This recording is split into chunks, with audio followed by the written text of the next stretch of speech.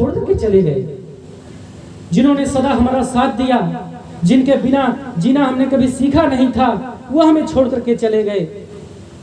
इसलिए मेरी ये दशा हो गई है। मैं क्या कहूँ, मेरा मन तो इतना व्याकुल है कि मैं तो अब जीना ही नहीं चाहता हूँ। भगवान कृष्ण के बिना तो एक पल रहना भी कठिन है, और वो हमें छोड़ करके चले गए। वो ये सब बात बता ही रहे थे कि पास में कुंती खड़ी थी, और कुंती तो भगवान की इतनी बड़ी भक्त थी, इतनी बड़ी भक्ता थी कि जैसे ही ये बात सुनी, एक क्षण में भी वहीं पर धड़ाम से गिर गई, उनके प्राण पखेरु उड़ गए। क्योंकि भगवान कृष्ण इस धाम से चले गए, ये सुन लिया उन्होंने। उन्हें लगा अब जीने का क्या उद्देश्य है, एक क्षण में ही उनका परम पद हो गया। तो कुंती का परम पद हो गया। इसके बाद सभी पांडवों ने आपस में मीटिंग की, कहे अब क्या रखा है इस धाम में। जब कृष्ण चले गए, महाभारत युद्ध हो गया, अब क्या रखा है। तो अपने पौत्र परीक्षित को बुलाते हैं और उसका राज्याभिषेक करते हैं, और कहे तुम बढ़िया से राज्य संचालन करना, और अब हम जा रहे हैं, अब इस संसार में नहीं रहेंगे। और इसके बाद जाने लगते हैं, लेकिन जाने से पहले परीक्षित को कुछ उपदेश दे रहे हैं, अपने जीवन का अनुभव बता रहे हैं। तो पहली बात कह रहे हैं कि देखो परीक्षित, शरण में यदि शत्रु भी आ जाए तो एक बार को तो क्षमा कर देना, क्योंकि शरण में आए हुए को क्षमा कर देना चाहिए। एक बार को तो क्षमा कर ही देना, क्योंकि क्षमा बड़न को चाहिए, छोटन को अपराध। बड़ों को तो क्षमा ही करना चाहिए। फिर उसके बाद दूसरी बात सिखा रहे हैं कि अतिथि का हमेशा सत्कार करना। कोई भी अतिथि तुम्हारे यहाँ आए, उसका बढ़िया सत्कार करना। अतिथि देवो भवः। अतिथि कौन है? न तिथि इति अतिथि, जिसके आने का कोई टाइम टेबल निश्चित ना हो। जिसको हमने फोन करके बुलाया है वो अतिथि नहीं है, जिसने अपना संदेश दे करके भेजा वो अतिथि नहीं है। जो बिना बताए ही आ जाए, जिसकी तिथि ही निश्चित ना हो, वो अतिथि है। तो ऐसे अतिथि का कभी भी निरादर नहीं करना, क्योंकि तुलसी या संसार में सबसे मिलिए धाय, ना जाने किस रूप में नारायण मिल जाए। पता नहीं किस रूप में नारायण मिल जाए, इसलिए सबका सत्कार करना चाहिए, सबसे प्रेम से मिलना चाहिए। और तीसरी बात सिखा रहे हैं कि आंखों के सामने कभी भी पाप होते मत देखना। और ये जब तीनों बातें सिखा दिए, उसके बाद पांडव उनको राज्याभिषेक कर दिए। अब जा रहे हैं पांडव और द्रौपदी, ये सब जा रहे हैं हिमालय की ओर, प्रस्थान कर गए। अब हिमालय में चढ़ते जा रहे हैं उसकी ऊंचाई में। फिर आगे कथा आती है भागवत में कि मार्ग में ही नकुल, सहदेव, भीम, अर्जुन, इनका प्राणांत हो जाता है। द्रौपदी का भी प्राणांत हो जाता है, केवल युधिष्ठिर बचते हैं। और फिर कथा आती है कि युधिष्ठिर सशरीर, यानी इस शरीर के सहित ही भगवान के धाम को पहुंचते हैं। ये बहुत बड़ी बात है, ये शरीर के सहित वो स्वर्गलोक में पहुंचते हैं। क्योंकि बंधुओं, जिसका एक भी आचरण वेद के विरुद्ध हो, वो शरीर के सहित स्वर्ग में कभी नहीं जा सकता। मरने के बाद जा सकता है, यदि ज्यादा पुण्य होंगे तो जा सकता है, लेकिन इस शरीर के सहित तो वही जा सकता है जिसने जीवन में कभी भी वेद के विरुद्ध आचरण न किया हो। और ये सभी ने, नकुल, सहदेव, द्रौपदी आदि ने कभी न कभी वेद विरुद्ध कोई ना कोई आचरण किया था। और भीम ने भी किया था। तो बोले भीम ने क्या किया था? तो कहते हैं भीम जो है अधिक भोजन करते थे। तो बोले क्या ये वेद विरुद्ध आचरण है? तो बोले हाँ, भागवत में आया है, श्लोक है। कहते हैं कि जरूरत से ज्यादा भोजन करना भी अपराध है। जितनी भूख लगी हो उतना ही भोजन करना चाहिए, और अपनी भूख से ज्यादा भोजन करने वाला पाप खाता है, ऐसी बात कहते हैं। क्योंकि कितने ऐसे लोग होंगे जिनको भोजन प्राप्त नहीं होता, हम उनके हिस्से का खा रहे हैं। अपनी भूख के अनुसार ही भोजन करना चाहिए। इसलिए भीम का भी प्राणांत हो जाता है।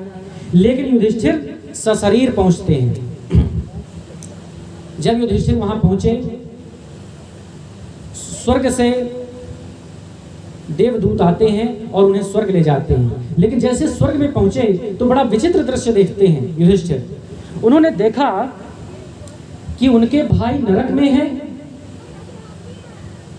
पांडव सभी नरक में हैं, और देखा कि दुर्योधन और बाकी जो कौरव हैं वो तो स्वर्ग में हैं। तो उन्होंने कहा ये कैसी व्यवस्था है? देवदूतों से कहा कि क्या ये कर्म की व्यवस्था है कि जिसने जीवन भर पाप किया, अत्याचार, अनाचार, कदाचार, भ्रष्टाचार किया, उन्हें तो स्वर्ग प्रदान कर दिया गया, और मेरे भाई हम लोग तो अन्याय सहन करते रह गए, कभी गलत किया नहीं, हमें नरक मिल गया, मेरे भाइयों को नरक में डाले हो, ये तो बड़ा गलत है। तो देवदूत कहते हैं आप चिंता मत करिए महाराज, आपके लिए तो स्वर्ग में ही व्यवस्था है, ये तो आपके भाइयों को डाला गया है नरक में।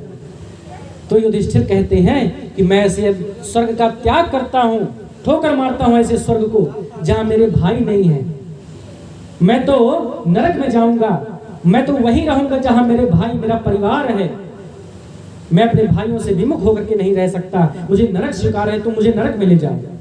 और जब ऐसा कहने लगे तो तुरंत वहां का दृश्य बदल गया, जहां स्वर्ग था वहां नरक हो गया, जहां नरक था वहां स्वर्ग हो गया। कौरव लोग नरक में थे और पांडव सभी स्वर्ग में थे। ऐसा क्यों था? फिर देवदूत बताते हैं कि महाराज आपकी परीक्षा ली जा रही थी, ये देखने के लिए कि आपका भाइयों में अधिक प्रेम है कि स्वर्ग में अधिक प्रेम है। लेकिन धन्य है महाराज, आपने तो स्वर्ग को भी ठोकर मार दी अपने भ्रातृ प्रेम में। बंधुओं, ऐसा ही प्रेम भाइयों और भाइयों में होना चाहिए। आज कलयुग में हम लोग देखते हैं कि भाई भाई का नहीं है। हम इतने स्वार्थी हो चुके हैं कि ना हम माता पिता का हित सोचते हैं, ना भाई भाई का सोचता है, अपने स्वार्थ में ही लिप्त हैं। बंधुओं, भाई कैसा भी हो, आज यदि कथा श्रवण करने आप सब आए हैं, यदि यहाँ से एक और केवल एक बात ही सीख करके जाना चाहते हैं तो ये बात सीख लेना कि भाई कैसा भी हो उससे बना करके ही चलना चाहिए। यदि कभी झुकना पड़ जाए तो झुक लेना, छोटा भाई है क्षमा कर देना। हाँ, गलती किसी से भी हो सकती है, लेकिन जब तक बना सको बनाना ही चाहिए, जब तक बन सके बना लेना चाहिए, लेकिन तोड़ना नहीं चाहिए। क्योंकि आप एक कोई छोटी सी पतली आप लकड़ी ले लीजिए, आप हाथ से भी उसको तोड़ देंगे, लेकिन यदि गठरिया मिल जाए लकड़ी की, आप हाथ से नहीं तोड़ पाएंगे। यदि भाई अकेला है तो शत्रु उस पर हावी हो सकता है, लेकिन भाई में प्रेम है, इकट्ठे हैं, तो शत्रु भी उसका कुछ बिगाड़ नहीं सकते। तो ये बात सीखनी चाहिए।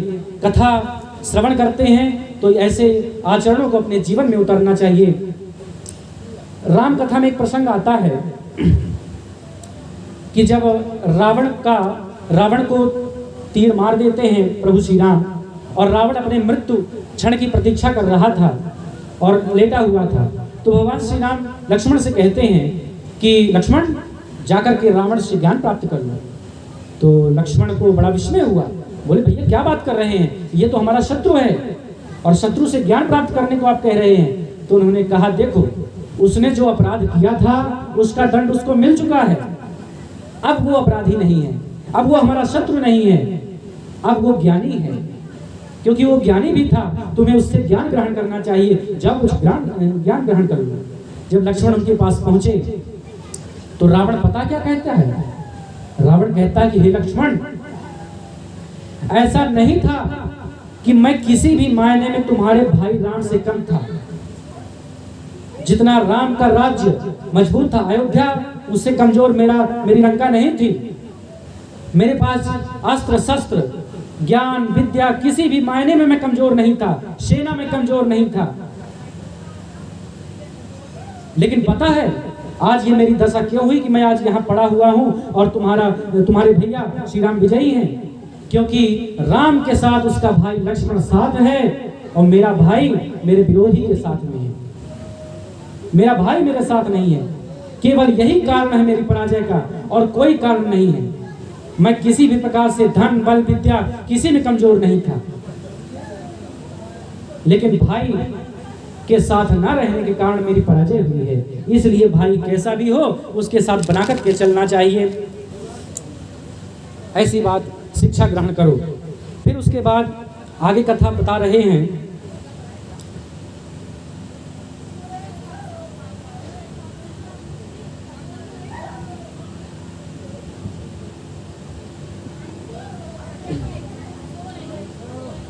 कि राजा परीक्षित राज्य ग्रहण करने के पश्चात बड़े अच्छे से अपना राज्य संचालन कर रहे थे। सभी में बड़ा प्रेम है, उनका राज्य बड़ा अच्छा है, घरों में ताला नहीं लगता है, सब सकुशल हैं, सबकी सुरक्षा का ध्यान रखा जाता है, सबके भरण पोषण का ध्यान रखा जाता है। जब परीक्षित की उम्र 45 हो गई तो परीक्षित ने विचार किया कि 50 वर्ष की उम्र के बाद तो मुझे राज्य छोड़ करके वानप्रस्थ ग्रहण करना है, क्योंकि बंधुओं हमारे सनातन वैदिक धर्म में 4 अवस्थाएं होती हैं। पहला होता है ब्रह्मचर्य, दूसरा होता है गृहस्थ, तीसरा वानप्रस्थ और चौथा संन्यास। और क्रम से इसी क्रम से हमारे सनातन वैदिक धर्म में आगे बढ़ा जाता है। तो 25 वर्ष तक होता है ब्रह्मचर्य, 25 से 50 तक होता है गृहस्थ और 50 के 75 तक होता है वानप्रस्थ और 75 के बाद होता है संन्यास। तो परीक्षित ने विचार किया कि अब 50 के बाद तो मुझे वानप्रस्थ ग्रहण करना है, क्योंकि वन प्रव्रजे धीरा। 50 के बाद यदि आप गिनती करेंगे तो क्या आता है 51, 52, 54, ऐसा करके वन आने लगता है। अब यदि 50 के बाद गिनती करेंगे तो वन आने लगता है। तो यह संकेत करता है कि 50 के बाद वन जाने का प्रलंबन कर लेना चाहिए, तैयारी कर लेनी चाहिए। तो ऐसा सोच करके वह विचार करते हैं कि अब उसकी तैयारी के लिए आज हम वन चलते हैं। तो अपने कोषागार में गए, राजमहल में गए, देखा तो कई मुकुट रखे हुए थे, तो एक स्वर्ण मुकुट उठाया और उसको मुकुट को धारण कर लिया और मुकुट धारण करके वन को चले गए। और वन में जाते जा रहे हैं और मार्ग भटक गए। और मार्ग भटकने के बाद उन्होंने एक बड़ा विचित्र दृश्य देखा। वो देखते हैं कि एक गाय और एक बैल रो रहे हैं। बैल एक पैर का है और गाय भी वहीं खड़ी है, दोनों रो रहे हैं। उनको बड़ा विस्मय हुआ, क्योंकि उन्होंने एक पैर का बैल तो देखा ही नहीं था। भैया बैल तो 4 पैर के होते हैं, लेकिन ये एक पैर का कैसे? क्योंकि बंधुओं ये जो बैल था ये वास्तव में धर्म है, धर्म का रूप है ये बैल। क्योंकि सतयुग में धर्म के 4 पैर होते हैं। सतयुग में धर्म के 4 पैर होते हैं, सत्य, दान, दया और पवित्रता। फिर उसके बाद त्रेता युग में एक पैर कट जाता है तो 3 बचते हैं, सत्य, दान और दया। द्वापर में फिर एक पैर कट जाता है, 2 बचते हैं, सत्य और दान। फिर चौथा कलयुग में केवल एक ही पैर बचता है और वो है सत्य। माने धर्म का केवल एक पैर, एक ही रूप बचता है और वो है सत्य। इसीलिए तो तुलसीदास जी कहते हैं कि धर्म न दूसर सत्य समाना, आगम निगम पुराण बखाना। जो पृथ्वी स्वरूपा गाय है वो धर्म स्वरूप बैल को समझा रही है। ये जो गाय थी ये पृथ्वी स्वरूप थी, ये पृथ्वी का रूप है, और जो बैल है वो धर्म का रूप है। तो ये जो धर्म बैल है ये पृथ्वी को समझा रहा है। क्यों? क्योंकि पृथ्वी कलयुग से कलुषित हो चुकी है, दुखड़ा रो रही है कि कितना पाप बढ़ गया है, अनाचार, कदाचार, भ्रष्टाचार बढ़ गया है, अत्याचारी बढ़ गए हैं, तो दुखड़ा रो रही है। तो धर्म अब समझा रहे हैं, वो सत्य की व्याख्या कर रहा है। उसके बाद परीक्षित उनके पास जाते हैं और कहते हैं कि तुम्हारी ये दशा किसने की? तो आप लोग रो क्यों रहे हो? और तुम्हारे 3 पैर कहाँ गए? एक पैर कहाँ गायब है? तो फिर बैल अब उत्तर दे रहा है। जो धर्म स्वरूप बैल था वो कहता है राजा परीक्षित से कि देखिए राजन, आप पूछ रहे हैं कि मेरे 3 पैर कहाँ गए। यदि कर्म पर विश्वास करें तो कहते हैं कि जैसा कर्म करो वैसा फल मिलता है। तो हो सकता है मेरे ही कोई कर्म बुरे रहे होंगे तो मेरी ये दशा हुई है। यदि कर्म पर विश्वास करें तो ऐसा फल है। और यदि मीमांसा दर्शन पर विश्वास करें तो उसमें तो स्पष्ट कहा गया है कि सुख और दुख तो मात्र हमारी कल्पना है, ये तो होता ही नहीं है। जिसे हम सुख मान लेते हैं वो सुख हो जाता है, और जिसे हम दुख मान लेते हैं वो दुख हो जाता है। किसी अमीर पैसे वाले के यहाँ हलवा बना और नौकरों ने बादाम डालना भूल गए, तो बुला करके बहुत डांटा, कैसा हलवा बनाया है, बादाम नहीं डाले हो। और किसी के यहाँ तो सब्जी भी बन गई है तो भगवान का धन्यवाद करता है। तो किसे हम सुख माने, किसे दुख माने। एक सब्जी में सुखी है कि चलो आज सब्जी बन गई, रोज तो सब्जी नहीं बन पा रही थी, हरी सब्जी नहीं बन पा रही थी, तो वो उसमें सुखी है। और एक हलवा बना पर बादाम नहीं पड़ा तो उसमें दुखी है। किसी ने कहा कि रात में लाइट चली गई थी, मच्छर ने बहुत काटा, बड़ा दुख मिला कल रात में। और किसी को हमने देखा कि खेत गया है, परिश्रम करते करते वहीं मेड़ पर हाथ की ही तकिया बना लिया और बड़ी गहरी नींद में सो गया। किसको दुख माने, किसको सुख माने। किसी के 4-5 लाख रुपए इधर उधर हो गए, फर्क नहीं पड़ता, और किसी के 1000-1500 भी चले गए तो अटैक आने की नौबत आ जाती है। किसे हम दुख माने, किसे सुख माने, कौन है सुख, कौन है दुख। तो कह रहे हैं कि ये तो हमारी कल्पना है। तो मीमांसा दर्शन पर यदि विश्वास करें तो ये कल्पना है। तो राजन क्या कहें, कोई तन दुखी, कोई मन दुखी, कोई धन बिन रहत उदास, थोड़ी थोड़ी सब दुखी, सुखी राम के दास। अरे सुखी तो वही है जो भगवान का भजन करता है, भगवान की भक्ति में रत है, वही सुखी है। फिर उसके बाद धर्म स्वरूप बैल कह रहा है कि यदि वेदांत दर्शन पर विश्वास करें तो ये जो गतियां हैं ये तो शरीर की ही सारी गतियां होती हैं, क्योंकि शरीर ही जन्मता है और मरता है। तो सारा जो कष्ट है वो शरीर को मिलता है, आत्मा को तो मिलता नहीं। तो फिर हो गया, 3 पैर कट गए हैं, कोई दिक्कत नहीं है।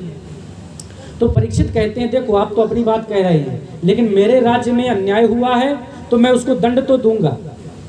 और ऐसा कह करके जैसे ही वहां से जाने को हुए, वहां पर एक काला विकराल स्वरूप धारण किए हुए एक व्यक्ति वहां आ गया, एक तलवार लिए था और जाकर के बैल का वो जो एक पैर बचा था उसको भी काटने के लिए हाथ उठाया।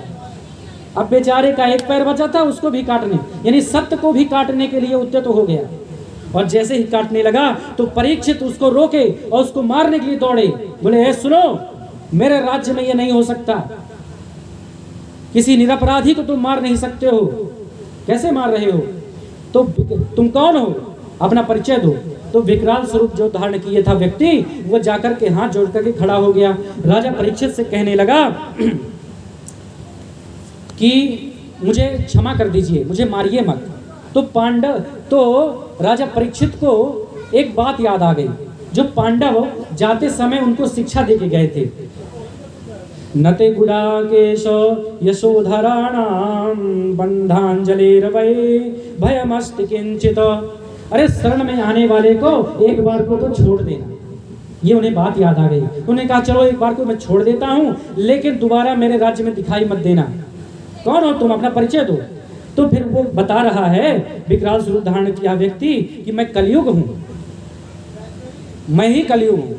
तो बोले कलयुग हो, तुम्हें मेरे राज्य में प्रवेश किसने दिया, मेरे राज्य में मैं प्रवेश नहीं दे सकता, जाओ। तुम्हारे में क्या विशेषता है, तुम तो दुर्गुण ही हो, तुम्हारे में तो कोई विशेषता नहीं है, मैं क्यों अपने राज्य में तुमको प्रवेश दूं। तो बोला कि देखिए महाराज, मैं मानता हूं कि मेरे में लाखों दुर्गुण हैं, लेकिन मुझ में एक विशेषता भी है। तो बोले तुम में विशेषता है, क्या विशेषता है।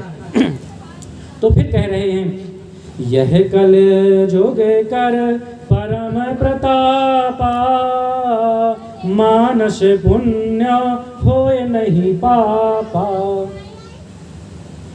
अन्य युगों में तो सत्कर्म करने से पुण्य होता है, लेकिन कलयुग की विशेषता ये है कि यदि मन में भी हमने सोच लिया है कुछ परोपकार करने का, कुछ सत्कर्म करने का, उसी से पुण्य मिल जाता है। ये सबसे बड़ी विशेषता कलयुग की है। तो बोले और क्या विशेषता है। तो बोले कलयुग और मेरे युग में जो कीर्तन से, कलौ केशव कीर्तनात् मुक्ति ही। अन्य युगों में तो हजारों वर्षों तक तपस्या करनी पड़ती थी, साधना करनी पड़ती थी, लेकिन मेरे युग में तो केवल भगवान का कीर्तन करने से मुक्ति हो जाएगी।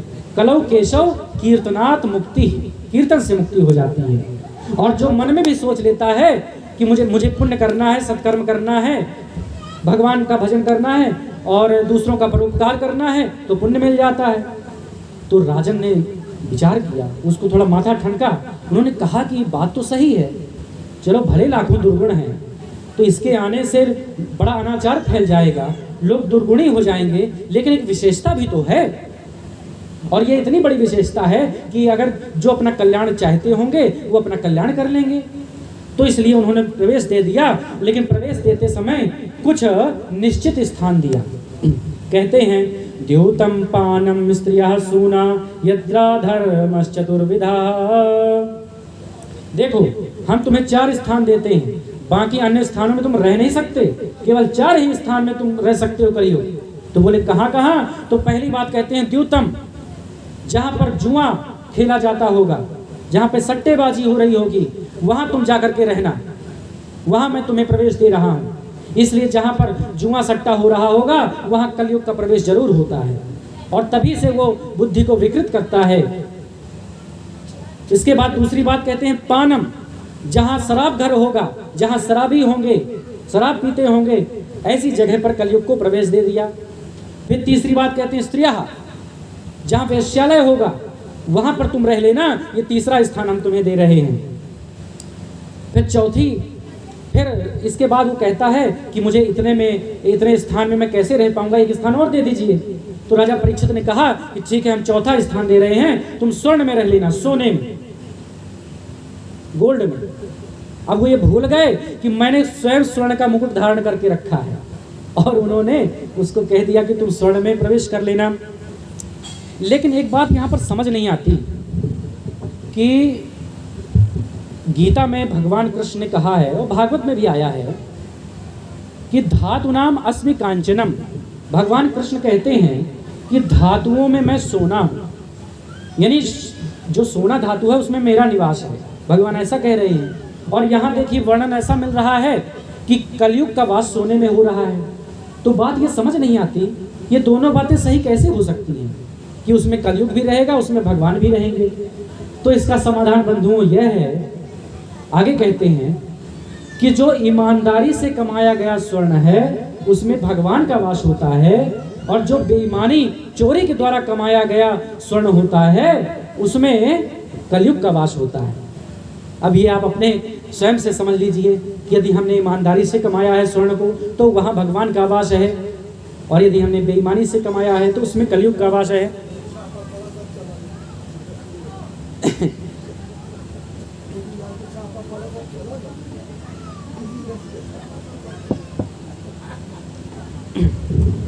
और परीक्षित ये भूल गए कि मैंने स्वयं स्वर्ण का मुकुट धारण कर रखा है। बंधुओं, ये भी अन्याय से कमाया गया स्वर्ण मुकुट था, क्योंकि उनके बाबा भीम ने जरासंध को मार के उसका मुकुट ले आए थे, और वही मुकुट राजमहल में रखा था, और वही पहन करके राजा परीक्षित चले आए थे। तो चूंकि अन्याय के द्वारा कमाया गया अन्यायी का मुकुट था, इसीलिए उनकी बुद्धि विकृत हो गई आगे चल करके। तो उसमें कलयुग तुरंत सूक्ष्म वेश बनाया और प्रविष्ट हो गया वहीं पर। अब राजा परीक्षित वहां से आगे चले। अब आगे चले तो उनको प्यास लगाई, और जैसे ही प्यास लगाई तो ढूंढने लगे कोई साधन दिख जाए। उन्हें पास में कोई ऋषि का आश्रम दिखाई दिया, वहां पहुंच गए। और बंधुओं, आज राजा परीक्षित ने वो कर दिया, वो गलती कर दी जो गलती उनके पूर्वजों ने भी कभी नहीं की थी, संत का अपमान। ये गलती आज कर दी। कैसे? अब जब वो वहां पहुंचते हैं तो आश्रम के नजदीक पहुंचे, जब देखा तो वहां पर एक ऋषि समाधि में बैठे थे। ये इनका नाम था शमीक ऋषि। वो समाधि में बैठे थे। उनसे अब कलयुग सवार हो चुका है, उनके मुकुट में प्रवेश कर चुका है, तो राजन की बुद्धि जो है विकृत हो चुकी है। अब वो कहते हैं कि हे ऋषिवर, हम राजा हैं, हमें प्यास लगी है, हमें पानी लाओ। कई बार 2-4 बार बोलते हैं। अब वहाँ शमीक ऋषि तो समाधि में बैठे, उन्हें सुनाई नहीं दिया। तो जब 2-4 बार ऐसा हुआ, नहीं सुने, तो राजा को क्रोध आ गया। बोले मैं तुम्हारे देश का राजा हूँ, राजा जब आते हैं तो उनका सम्मान करना चाहिए, स्वागत करना चाहिए, और तुम तो हमें जल तक नहीं दे रहे हो। तो क्रोध आ गया। तो पास में देखा तो मरा हुआ सर्प पड़ा हुआ था। तो राजा ने अपने तरकस से बाण निकाला, बाण की नोक से उस सर्प को उठाया और उन्हीं ऋषि के गले में डाल दिया, अपमान करने की दृष्टि से, और ऐसा डाल करके वहां से चले गए। अब कुछ समय बाद उन्हीं समीक ऋषि का एक पुत्र था, उसका नाम था श्रृंगी। बड़ा तेजस्वी था, बड़ा तपस्वी था। वो जैसे वहां आया और देखता है तो देखा कि उसके पिता का किसी ने अपमान कर दिया, कोई सर्प डाल के चला गया। उसको बड़ा मन में खिन्न हो गया, उसको बड़ा क्रोध आया कि मेरे पिता का यह अपमान किसने किया है। तो वहीं पर क्रोध में आकर के उसने कमंडल से जल निकाला और श्राप दे दिया कि जिस किसी ने भी मेरे पिता का यह अपमान किया है, आज से 7वें दिन बाद तक्षक नाग के डसने से उसकी मृत्यु हो जाएगी। ऐसा श्राप दे दिया। जब श्राप दे देते हैं तो अब वहीं बैठ कर के श्रृंगी ऋषि रोने लगते हैं, क्योंकि पिता का अपमान हो गया था। अब कुछ समय बाद जब समीक ऋषि की समाधि टूटी और उन्होंने देखा तो उनका पुत्र रो रहा था। उन्होंने पूछा, वो कहते हैं अपने पुत्र से कि कथम रोदिषि, तुम क्यों रो रहे हो, क्या कारण है।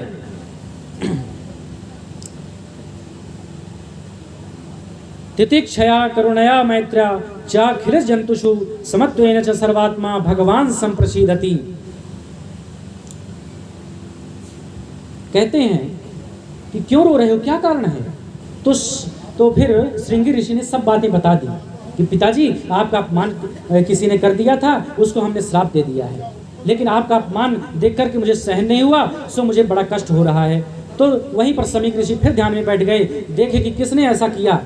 तो उनको पूरा दृश्य उन्होंने देख लिया कि राजा परीक्षित आए थे और उनको कलयुग ने उसके मुकुट में प्रवेश कर लिया था, इस कारण से उन्होंने ऐसा किया।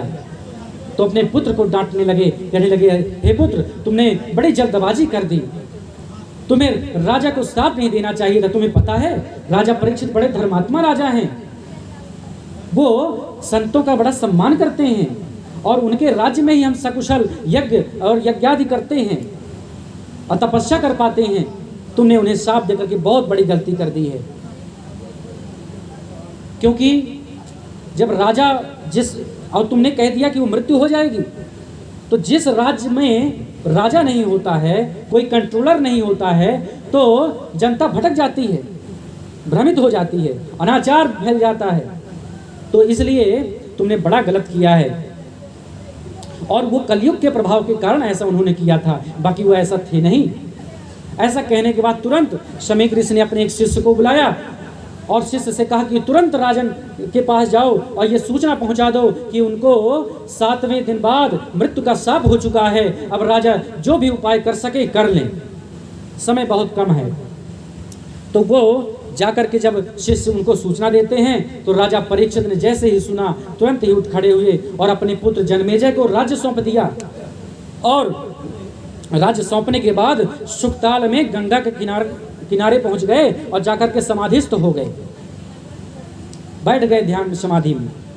और कुछ समय बाद जब उनकी समाधि टूटी, अब क्या था कि इतने बड़े धर्मात्मा राजा थे परीक्षित कि जिन जिन ऋषियों ने सुना कि राजा परीक्षित को शाप हो गया है, उनके बाद तो हमारी सुरक्षा करने वाला ही कोई नहीं होगा। तो सारे ऋषि समस्त जितने ब्रह्मांड में थे सब आकर के, पृथ्वी में जितने भी थे जिन्होंने भी सुना, सब आकर के वहीं उपस्थित हो गए गंगा किनारे, जहाँ पर राजा परीक्षित समाधि में बैठ गए थे। और राजा परीक्षित की जैसे ही समाधि टूटी, उन्होंने आंख खोल करके देखा तो हजारों संतों को देखा और उन संतों को प्रणाम किया और फिर कहते हैं कि मैं इसे वरदान मानूं या शाप मानूं। अरे मैं इसे शाप मानूं कि वरदान मानूं। शाप तो मिला ठीक था, लेकिन ये तो कितना बड़ा वरदान है कि एक साथ मुझे इतने सारे संतों के दर्शन हो गए। ये बहुत बड़ा सद्भाग्य है। गिरिजा संत समागम सम न लाभ कछुआन, बिनु हरि कृपा न मिलहि सो गावत वेद पुराण। भगवान शिव कह रहे हैं संतों के दर्शन मिल जाएं, इससे बड़ी कृपा क्या हो सकती है। राजा परीक्षित ने कहा, यदि मैं एक एक करके भी सबसे मिलने जाता तो इस जीवन में सबसे मिल नहीं पाता, और सब इकट्ठे होकर के दर्शन दे रहे हैं। इतना बड़ा मेरा सद्भाग्य है, ओह भाग्य मेरा, मैं तो इसे साप मानूं कि वरदान मानूं, मुझे तो यही समझ में नहीं आ रहा है। अब आप सब मुझे पर कृपा करके मुझे ये बताएं कि 7 दिन में मेरी मृत्यु होने वाली है, तो मेरे लिए क्या उपाय है, मुझे क्या करना चाहिए। तो सारे ऋषियों ने अपने अपने मत से उत्तर दिया। कोई कह रहे हैं कि तुम आपातकालीन मीटिंग बिठा लिए, और कोई कह रहे हैं कि तुम दुर्गा अनुष्ठान रखो, तो दुर्गा अनुष्ठान भी 9 दिन का होता है। किसी ने कहा कि महामृत्युंजय का अनुष्ठान करवा लो, तो वो भी तो 41 दिन का होता है बृहद अनुष्ठान। तो सभी ने अपने अपने मत व्यक्त किए, लेकिन 7 दिन में मुक्ति का उपाय क्या है ये किसी ने नहीं बताया। तो बड़ा विस्मय हो गया। लेकिन वहीं पर एक बड़ी अद्भुत घटना घटी। सुखदेव जी महाराज, हमने आपको भी कथा सुनाई थी कि सगुण ब्रह्म की समाधि में बैठ गए थे, और सगुण ब्रह्म की समाधि में बैठे थे, लेकिन जैसे ही शाप हुआ उनकी समाधि टूट गई। क्योंकि जब संत जब कल्याण करते हैं तो पूछ करके नहीं करते, वो अनायास ही कर देते हैं। तो सुखदेव जी महाराज, उनकी समाधि टूट गई और स्वयं ही वहां पर आ गए जहां पर सभी ऋषि उपस्थित थे, सभी संत उपस्थित थे। और जैसे ही वहां पर पहुंचते हैं तो राजा परीक्षित उनको प्रणाम करते हैं, उनसे निवेदन करते हैं कि मेरा बहुत बड़ा सद्भाग्य है कि आपका आगमन हो गया है। तो हे हरि का नाम सुनाने वाले, तुमको लाखों प्रणाम, तुमको लाखों लाखों प्रणाम, तुमको बहुत प्रणाम है। मुझे कोई ऐसा उपाय बताइए कि 7 दिन में जिसकी मृत्यु होने वाली हो उसको मोक्ष कैसे हो, उसको कल्याण कैसे हो, अब आप हमें बताइए। तो उसके बाद राजा परीक्षित एक बात और कहते हैं कि अतः पृच्छामि संसिद्धिं योगिनां परमं गुरुं पुरस्स्य यत् कार्यं म्रियमाणस्य सर्वथा। मैं क्या करूं? इसके बाद जब वो प्रश्न कर देते हैं तो सुखदेव जी महाराज अब आगे चल के उसका समाधान करने जा रहे हैं। यहीं पर प्रथम स्कंद की कथा संपन्न होती है। फिर आप कथा आती है द्वितीय स्कंद में। उसके बाद सुखदेव जी महाराज राजा परीक्षित को जब समाधान बता रहे हैं तो कहते हैं, वरीयानेश ते प्रश्नः कृतो लोकहितो नृपः आत्मविद सम्मस्तः पुंसां स्रोत व्यादिषु यः परः। हे परीक्षित, तुमने जो प्रश्न किया है ये केवल तुम्हारे स्वयं के लिए नहीं है, ये लोकोपकार की दृष्टि का प्रश्न है। तुमने जो प्रश्न किया है इसके उत्तर में समस्त संसार का कल्याण होगा। तो बड़े प्रसन्न हो गए कि बड़ा अच्छा प्रश्न तुमने किया है। और भी इतने प्रश्न हो गए कि मंगलाचरण भी नहीं करते हैं, सीधे ही श्रीमद् भागवत की कथा प्रारंभ कर देते हैं और कहते हैं कि राजा परीक्षित सुनो,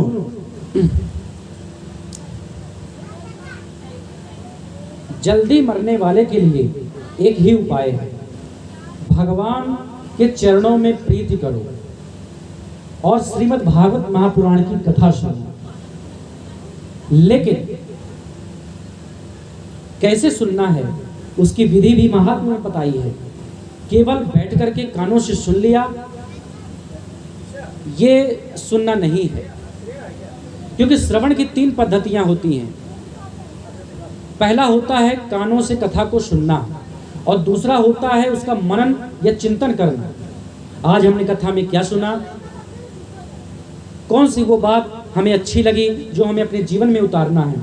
और मैं सत्य कहता हूं बंधुओं, यदि आप आज घर जाएंगे और विचार करेंगे, पूरी कथा को प्रारंभ से लेकर के आप चिंतन करेंगे, तो आपको जरूर कोई शब्द, कोई ऐसा विचार, कोई ऐसा प्रसंग जरूर याद आएगा।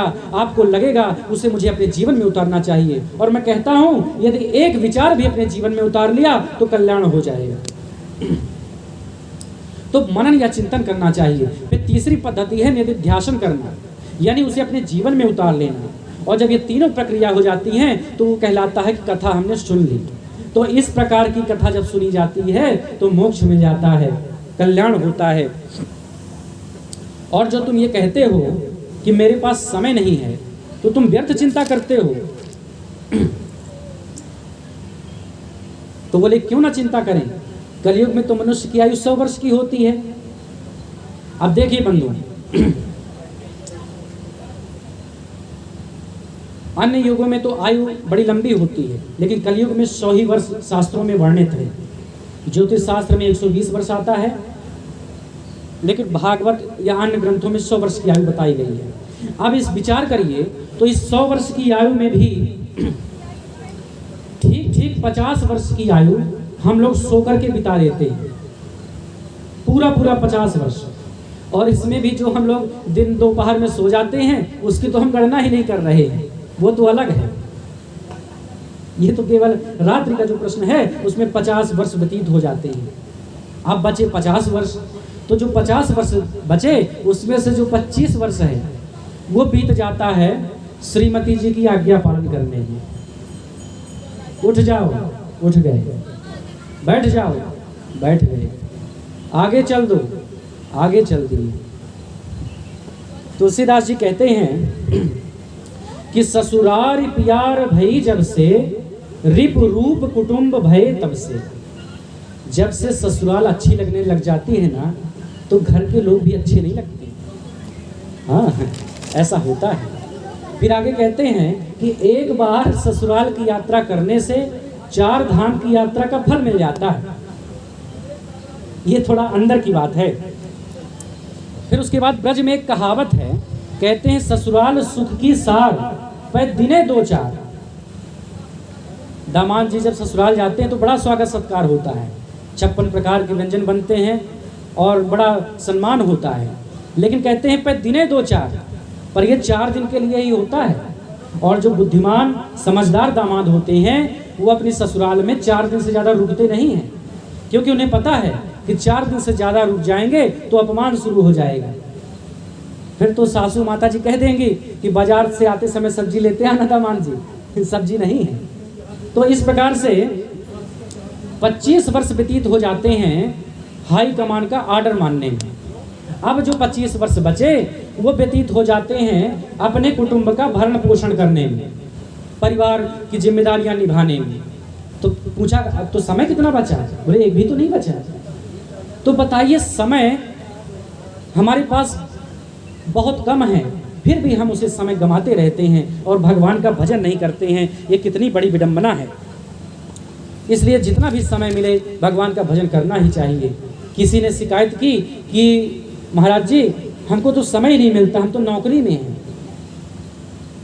किसी ने कहा हम तो बिजनेस में हैं, तो हम तो 24 घंटे बिजी हैं, हमको तो टाइम ही नहीं मिलता है, भजन कैसे करें? तो मैंने उनको कहा कि आप अपना जो भी कर्म कर रहे हो कर्म करते हुए भगवान का स्मरण करो। क्योंकि गीता में भगवान कृष्ण अर्जुन से कह रहे हैं कि मान स्मर युद्ध चौ, मेरा स्मरण भी करो और युद्ध भी करो। युद्ध से तात्पर्य कर्म से है, यानी अपना कर्म भी करो और भगवान का भजन भी करो। हम घर में पोछा लगा रहे हैं, ऐसे ही मत लगाएं, भगवान का कीर्तन करते हुए पोछा लगाएं। रसोई बना रहे हैं, भगवान का कीर्तन करते हुए रसोई बनाएं। तो काम करते हुए ही भगवान का भजन हो जाएगा। तो जो लोग कहते हैं कि हमें समय नहीं मिलता, वो गलत कह रहे हैं, वो इस बात को समझ लें।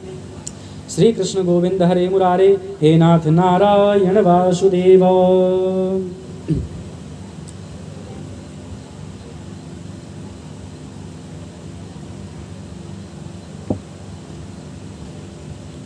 बोले कृष्ण भगवान की जय। श्री कृष्णाय वासुदेवाय हरे परमात्मने प्रणतः क्लेशनाशाय गोविंदाय नमो नमः। अब इसके बाद सुखदेव जी महाराज राजा परीक्षित को भागवत की कथा यहाँ से प्रारंभ करते हैं।